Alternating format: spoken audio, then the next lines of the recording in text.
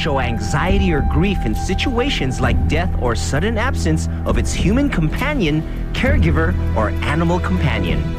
Pag meron kang pet na pusa, di ba yung nagsisircle-circle sa paa mo, parang nilalambing-lambing ka.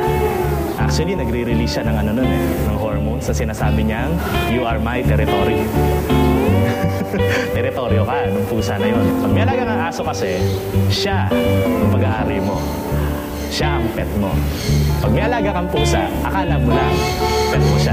Pero totoo, siya ang amo. Actually, felines, they hate changes. Ayaw nila ng pagbabago. So, ayaw nila na nagbabago yung pattern. For example, masaseparate sila or mamamatay yung owners nila. It will take time for them to go back to their normal habits. Usually, pag na-separate sila from the owner, hindi sila kumakain, hindi sila lumalabas, nagtatago lang sila. Now, cats don't like breaking their routine because they get really disoriented. Halimbawa, umalis yung yaya nila, nagkakalat sila, iba-iba na yung, imbis na dun sa litter box hihihi, dun sa kama. Alam mo yun na parang pinapakita nila na magre-rebelde ako kasi bakit nawala yung yaya ko, yung ganon. Pare, every 6 p.m., kukulitin ka niya o lalambingin ka niya kunwari para pakainin mo siya. Paano pag bigla ka wala? Pagbalik niya sa bahay, wala siya mahihinga ng pagkain, so madidisorient siya. Actually, yung sinasabi nila na mahirap iligaw ang pusa, ang mga pusa kasi ay creatures of habit. Parang sanay na sanay sila dun sa routine nila araw-araw. So pag niligaw mo yung pusa, gagawa siya ng paraan para makabalik dun sa comfort zone niya. Mga months, matagal din. Kuminsan nagsi-self-destruct sila. They try to become really strong, pero alam mo hindi mo ma-avoid na talagang depressed ka kasi malungkot. So, yun, talagang nagkakaroon ng behavioral mistakes. Dogs are probably the most domesticated animal, so they really form a strong bond with their humans. Kapag like, kinuha mo sila na puppy pa lang, so ikaw na yung kikilalanin nila na parents. Nakakasad lang doon is pag namatay yung owner, hindi lang sa nanay nila or sa family member, kahit dun sa tao, talagang nag-grieve sila. Yes, actually, because dogs, nakaka-pick up sila ng emotional cues. If you frown, alam nila na malungkot ka. Pag masaya ka, alam din nila na masaya ka.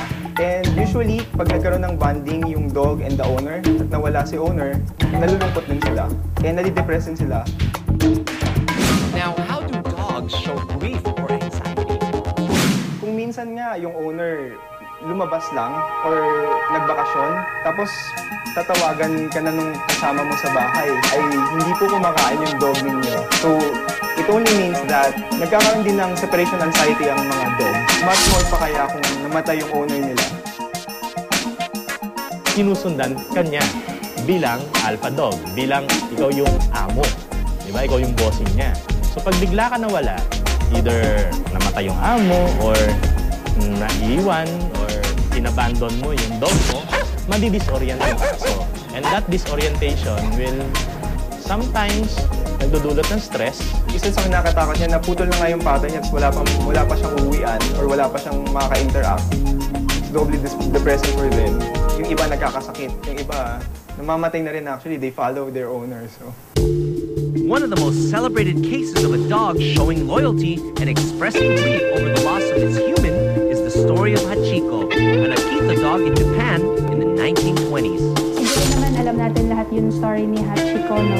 Na talagang nagsistay siya doon, pabalik-balik siya doon sa train. Loyal sila doon sa amo nila. So, hindi sila give up. Hindi nila agad-agad nakakalimutan. So, pina-follow lang niya yung normal routine niya. Hindi pa niya nare-recognize that the alpha dog or the person na tinuturing niya na alpha dog, wala na. These dogs have developed a sense of knowing kung ano yung emotion ng owners nila. Ngayon, kung mawawala yung owner nila, yung normal routine nila mababago din. So actually, this is what they miss the most. Wala yung owner nila.